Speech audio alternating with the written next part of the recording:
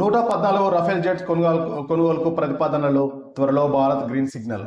France నుంచి Bharat 114 Rafale యుద్ధ విమానాలను కొనుగోలు చేసేందుకు సిద్ధమైనట్లు తెలుస్తుంది.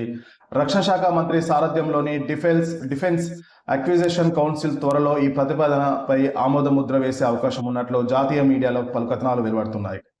ఈ నెలలో ఫ్రాన్స్ అధ్యక్షుడు మాక్రాన్ భారత్ లో పర్యటించనున్నారు.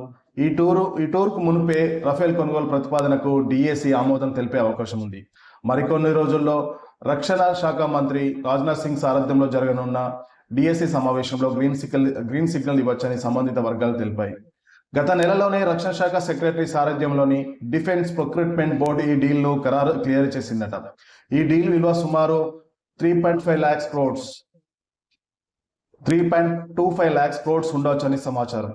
యుద్ధ విమాన కొరత ఉన్న నేపథ్యంలో డీల్ భారత వాయుసేనకు కీలకం కానుంది. ఇందులో భాగంగా 18 విమానాలను తక్షణ వినియోగానికి అనువైన స్థితిలో భారత్ దిగుమతి చేసుకుంటుంది. మిగిలిన 80% విమానాలను భారత్ లోనే తయారు చేయనున్నారు.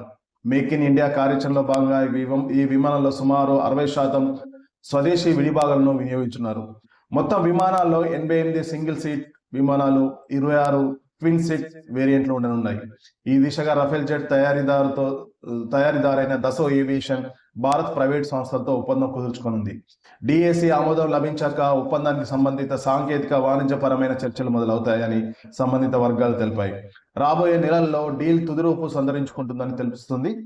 నిపుణులు చెప్పే దాని ప్రకారం భారత వాయుసేనకు మొత్తం 42 యుద్ధ విమాన స్క్వాడ్రన్ అవసరం. కానీ ప్రస్తుతం 29 ఫైటర్ స్క్వాడ్రన్లు మాత్రమే అందుబాటులో ఉన్నాయి. అటు పశ్చిమ సరిహద్దు, ఇటు ఉత్తర సరిహద్దు నుంచి సవాలు పెరుగుతున్న నేపథ్యంలో త్వరితగతిన ఫైటర్ జెట్స్ ను సమకూర్చాలని వాయుసేన కేంద్రాన్ని కోరుతుంది.